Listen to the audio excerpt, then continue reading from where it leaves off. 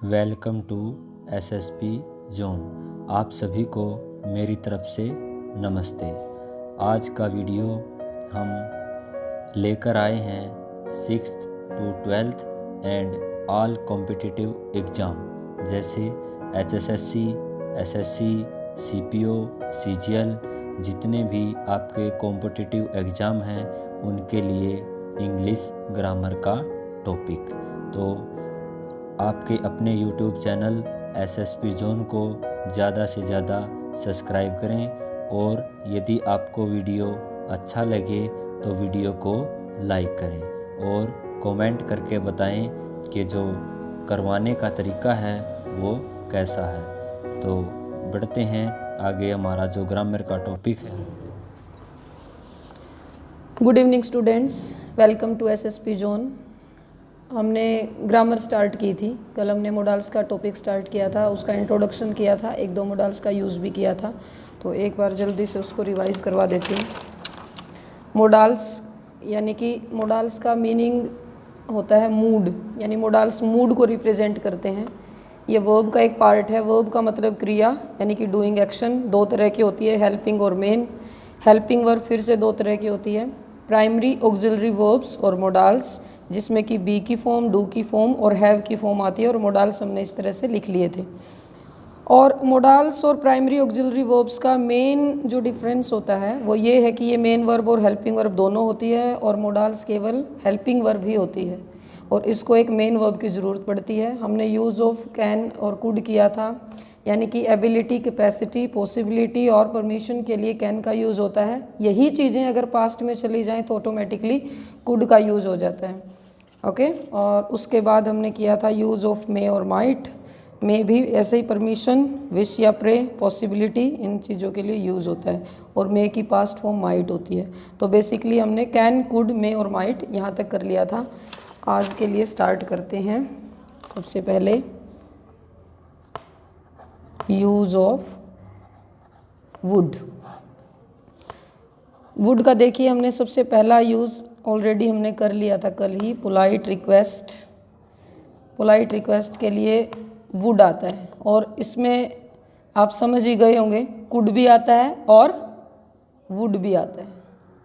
यानी कि अगर हम किसी को कुछ ऑफ़र कर रहे हैं तो वुड यूज़ करेंगे और किसी की हेल्प अगर हम ले रहे हैं तो हम कुड का यूज़ करेंगे। जैसे कि डैश यू प्रेफर लंच, मतलब क्या आप लंच लेना पसंद करेंगे, तो हम यहाँ क्या यूज़ करेंगे, would. Would you prefer lunch. Second would का बड़ा ही इम्पोर्टेंट यूज़ है, वो है इमेजिनेशन के लिए। एग्ज़ाम में इस रूल में से एक एग्जाम्पल पक्का आता है, इमेजिनेशन। इमेजिनेशन का मतलब होता है कल्पना, यानी किसी भी चीज़ के बारे में इमेजिन करना, कल्पना करना। जैसे dash that I were a bird. इसकी हिंदी हुई, काश कि मैं एक पक्षी होता। यानी सोच लिया उसने, इमेजिन कर रखा है, वो है नहीं पक्षी, उसने सिर्फ सोचा है।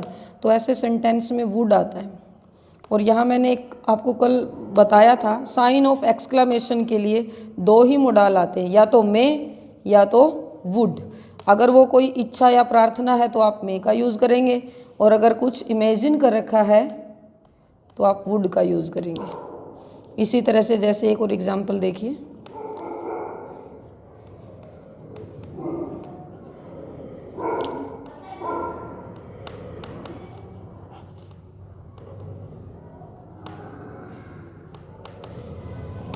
Dash that I were the Prince of Britain, यानी काश मैं ब्रिटेन का राजकुमार होता। यानी कि इमेजिन कर रखा है, कल्पना है, वो है नहीं, उसने सिर्फ सोच रखा है। तो हम यहाँ यूज़ करेंगे वुड का। Would that I were the Prince of Britain. यहाँ एक बहुत ही इम्पोर्टेंट रूल है ग्रामर का। तो यहाँ एक बहुत ही इम्पोर्टेंट रूल है ग्रामर का और वो ये है, आप दोनों ही सेंटेंसेस को ध्यान से देखना।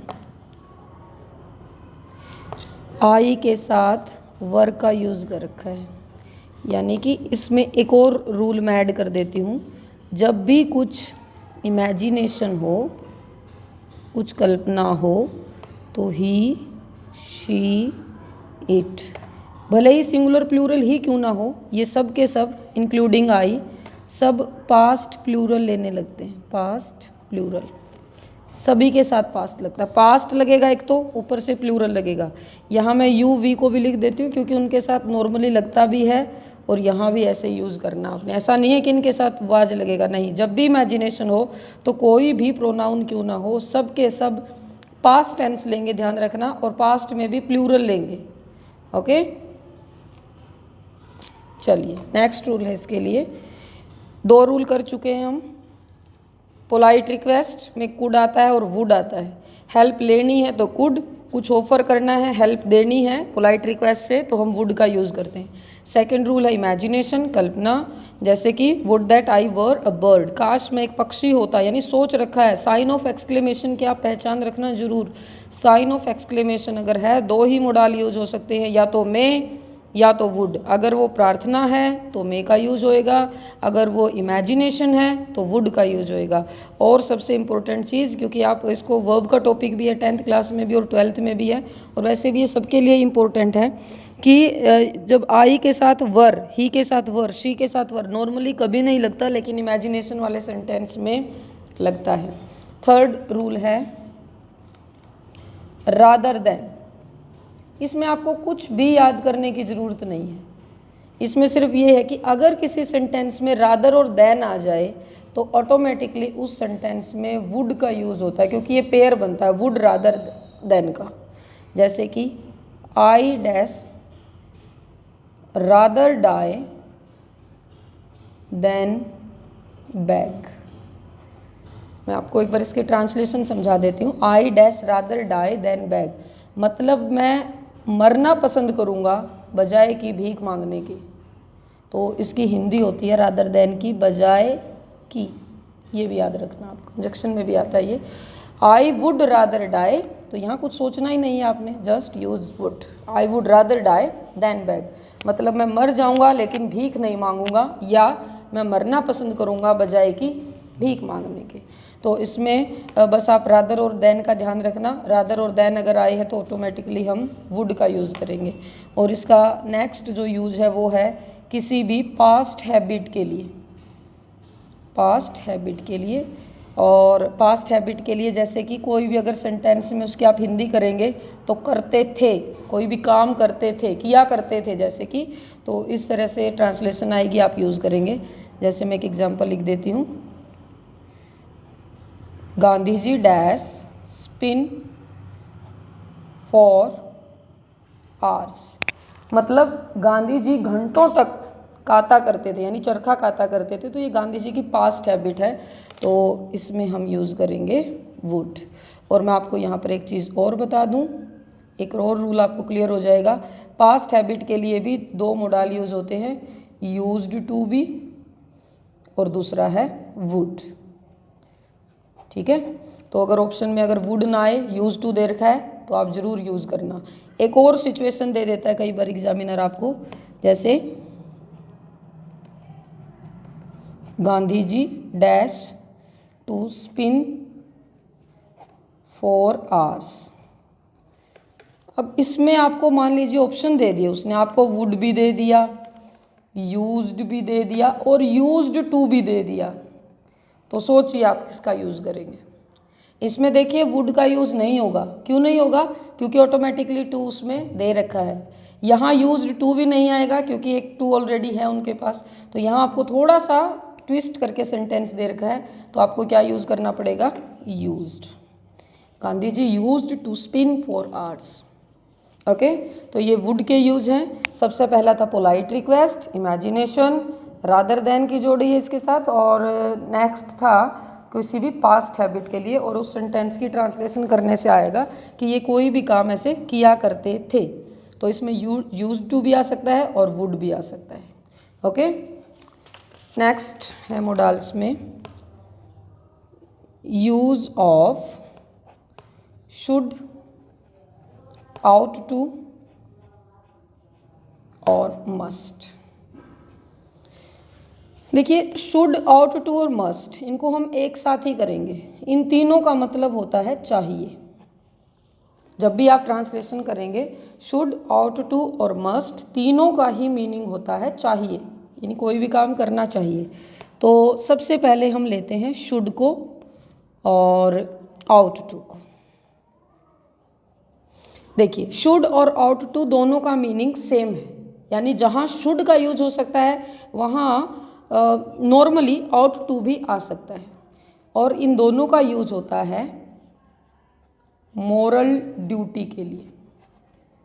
मोरल ड्यूटी के लिए, मोरल ड्यूटी का मतलब होता है नैतिक कर्तव्य, ठीक लिखा ना कर्तव्य, मोरल ड्यूटी यानी कि नैतिक कर्तव्य, यानी कोई भी काम, ये काम करने की आपकी ड्यूटी है, ये काम आपको करना चाहिए।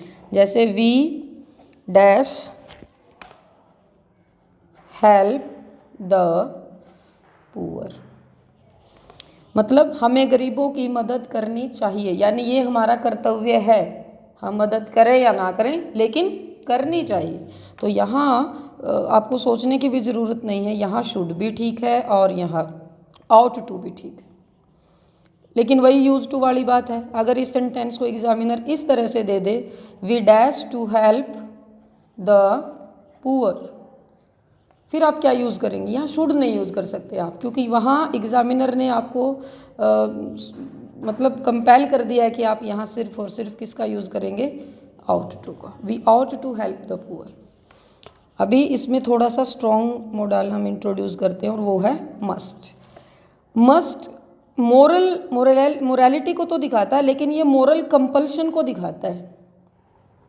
मोरल कंपल्शन, और कंपल्शन का मतलब होता है मजबूरी, यानी कि नैतिक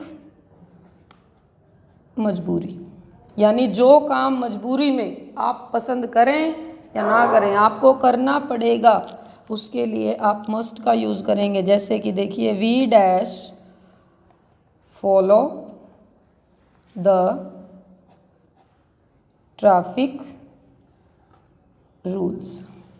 we dash follow the traffic rules, मतलब हमें ट्रैफिक रूल्स को फॉलो करना चाहिए। ये हमारा कर्तव्य है या नैतिक मजबूरी, कंपल्शन है, ये हमें करना ही करना पड़ेगा। अगर हम ट्रैफिक रूल्स को फॉलो नहीं करेंगे तो वो सबके लिए ही डेंजरस रहेगा और ये कानून के खिलाफ भी है। तो हम क्या यूज़ करेंगे यहाँ? मस्ट। ठीक है, और देखिए एक बार ये क्वेश्चन एग्ज़ाम में भी आया हुआ है, if you are ill, if you are ill you dash see a doctor, कि अगर आप बीमार हैं तो आपको डॉक्टर के पास जाना चाहिए। तो ये बताइए आप, ये आपकी मर्ज़ी है जाएं या ना जाएं, या आपको जाना पड़ेगा? जाना पड़ेगा, कंपल्शन है, तो यहाँ हम यूज़ करेंगे मस्ट। ओके, तो आज हमने किया use of should, ought to, must. Should का मैं एक अलग से आपको करवा देती हूँ, एक हल्की सी पॉसिबिलिटी के लिए भी हम यूज़ कर देते हैं। अब आप सोचोगे पॉसिबिलिटी के लिए काफ़ी सारे आ चुके हैं, जैसे हमने मे माइट भी किया था, वो किसी जो पॉसिबिलिटी है शुड की, ये थोड़ी स्ट्रॉन्ग पॉसिबिलिटी होती है, स्ट्रॉन्ग पॉसिबिलिटी। जैसे आपने बारिश की उसमें देखा, तो क्या पता बादल हो तब भी बारिश ना आए, ऐसा हो सकता है, वो सिर्फ हमने बादल को देख के एक प्रिडिक्शन की है। यहाँ जब हम ओपिनियन स्ट्रोंगली रखते हैं किसी भी चीज़ की उम्मीद के लिए, तो हम यहाँ शुड का यूज़ भी कर देते हैं। जैसे कि अगर कोई बाहर गया हो तो उसके बारे में प्रिडिक्शन करता है कि उसको 7 बजे तक आ जाना चाहिए, मतलब ये मैक्सिमम टाइम हमने दिया है, हमने किसी को काम पे भेज दिया, जैसे कि तो ही dash be here by 7 o'clock, यानी कि घड़ी में जब 7 बजेंगे उस टाइम तक उसको यहाँ आ जाना चाहिए। यहाँ हमने उसको मैक्सिमम टाइम दे दिया कि अगर वो चाहे जितना भी टाइम ले ले, लेकिन 7 बजे तक तो उसका काम पूरा हो ही जाना चाहिए था। तो यहाँ क्या आएगा? Should. He should be here bye 7 o'clock। Okay, strong possibility. अब मैं थोड़ा सा आपको शुड का एक सबसे इम्पोर्टेंट रूल, क्योंकि 10th और 12th में तो यही आ जाता है शुड में, ज़्यादा आपको घूमना ही नहीं पड़ता। लिस्ट का पेयर हमेशा ही शुड के साथ बनता है, यानी अगर किसी सेंटेंस में लिस्ट आ जाए तो वो शुड ही लेगा। जैसे रादर और देन का था, तो यहाँ लिस्ट है, जैसे कि देखिए, और लिस्ट की हिंदी होती है ऐसा न हो कि। ठीक है, और देखिए walk fast list, you dash miss the bus, मतलब थोड़ा सा जल्दी चलो, ऐसा ना हो कि तुम बस को ही मिस कर दो। तो यहाँ लिस्ट आ गया, कुछ सोचना ही नहीं है स्टूडेंट्स, आपको सिर्फ इसमें क्या यूज़ करना है, should. Work fast, list, you should miss the bus. तो शुड के भी हमने 3 रूल कर लिए हैं, मोरल ड्यूटी, पॉसिबिलिटी और लिस्ट के साथ। ओके, तो कुछ मेन पॉइंट्स की रिवीजन करवा देती हूँ आपको मोडाल्स की आज। इतना ही करने के बाद एक तो ये ध्यान रखिए कि मोडाल्स के बाद हमेशा वर्ब की फर्स्ट फॉर्म का यूज़ होता है। दूसरी बात, लिस्ट अगर आ जाए तो शुड का यूज़ होता है। रादर और देन आए तो वुड का यूज़ होता है।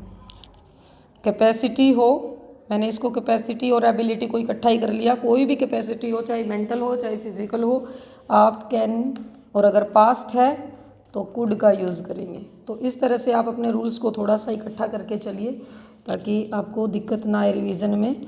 और कंपल्शन के लिए क्या यूज़ होता है, मस्ट। ओके, ये मैं इसलिए लिख रही हूँ क्योंकि कई बार एग्जाम में देखिए इस तरह से क्वेश्चन आएगा, ही डैश ओबे मी, और वो आपको ऑप्शन नहीं देगा, आपको सिचुएशन देगा कि कंपल्शन का मोडाल ऐड कीजिए आप इसमें, तो वो आपको इस तरह से दे देता है, ही डैश ओबे मी, और कंपल्शन भरना है आपको। अब पता होगा ना कंपल्शन के लिए क्या यूज़ होता है, मस्ट। तो ही मस्ट ओबे मी, उसे मेरा कहना मानना ही पड़ेगा, और ऑप्शन है ही नहीं कुछ। तो आज यहाँ तक करेंगे। अगर आपकी कोई भी प्रॉब्लम हो, कोई कुछ समझ में ना आया हो तो कमेंट करके ज़रूर पूछिए। Thank you.